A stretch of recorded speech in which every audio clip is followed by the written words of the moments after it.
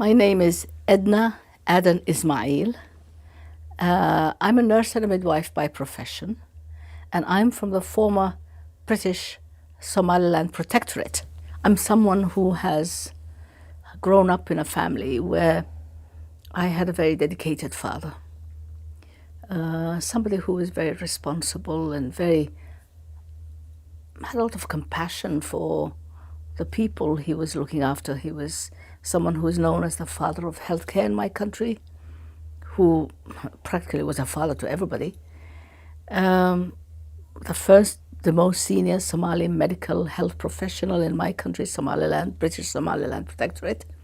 And very often he would be left in charge of a regional hospital, very often understaffed, under-resourced. And having been to school myself, having been sent to school in neighboring Djibouti, because there were no schools for girls in my country, Somaliland, I would come home for the summer holidays. And I would hang around the hospital because we always lived near a hospital. I admired what my father was doing, and I saw how busy he was and how early he would go to work, how late he would come home.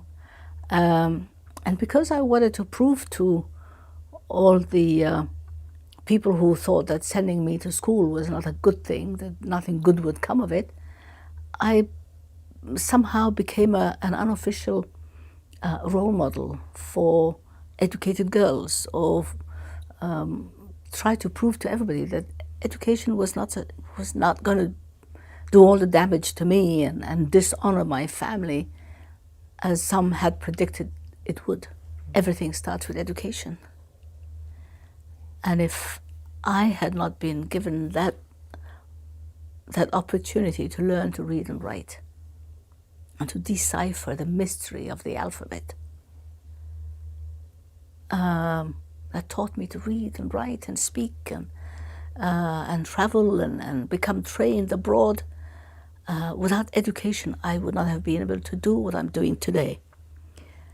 And I try to encourage families and open opportunities to girls and boys, young people who wish to learn and better themselves.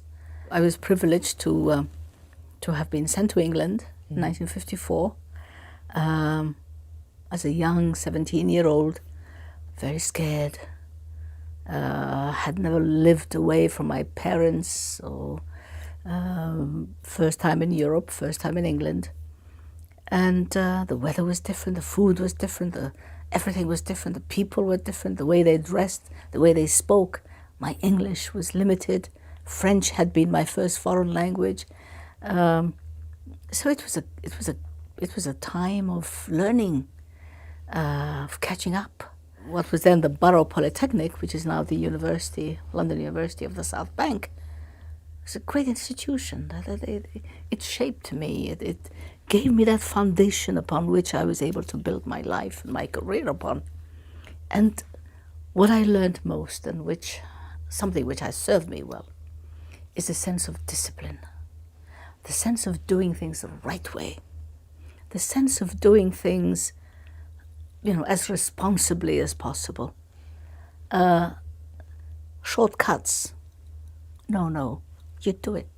There's only one way to do things, and it's to do it properly.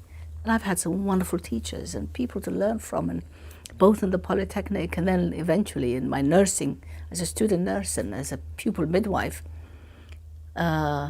tutors and trainers and doctors and sisters and staff nurses that I've worked with, who've supervised my work and who I've learned from, have instilled in me that desire to look for perfection. Well, I think everything I do, hopefully, is going to have an influence on FGM, the campaign against FGM. FGM is a very difficult subject to speak about. It's so much easier to talk about measles and polio and, things that have a beginning, a do it, and an end, and you recover from this or whatever. FGM is, well, first of all, it affects a part of the body that's not so easily spoken about.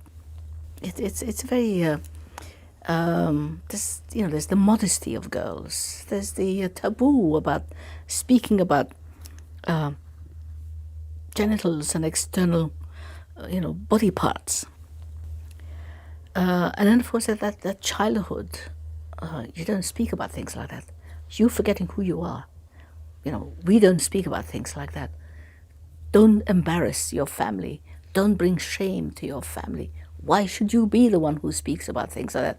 So you are made to contain your emotions.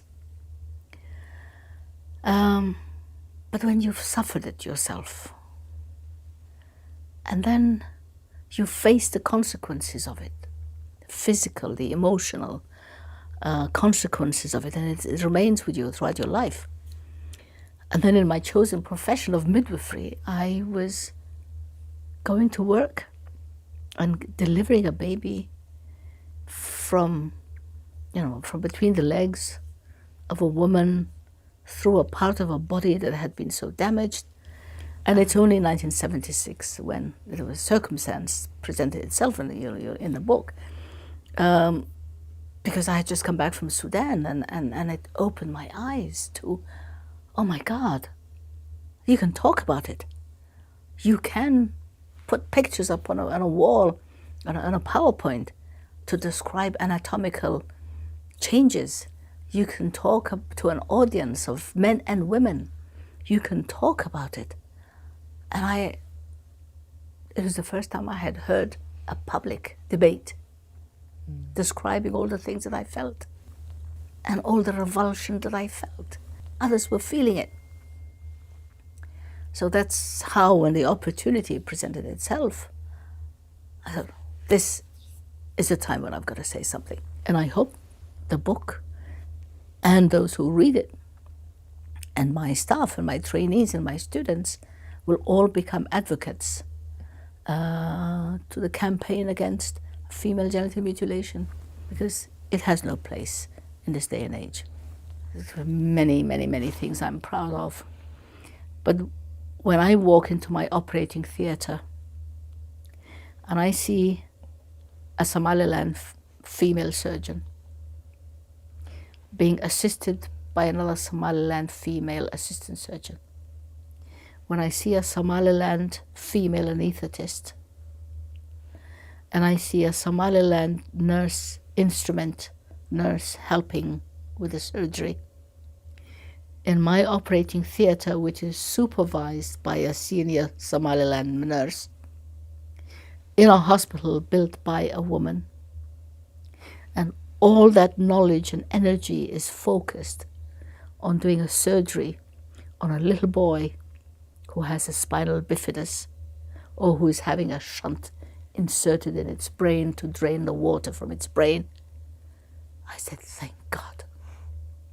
That makes me the proudest. In a country where education for women was at one time denied, that 5 or 6 professional women around that little table, keeping that child alive, operating on that child, doing a very delicate surgery, very specialized, delicate surgery in an operating theatre in Somaliland. That's something to be proud of. And I say, whatever I've lost, this makes it, this is why I've done it.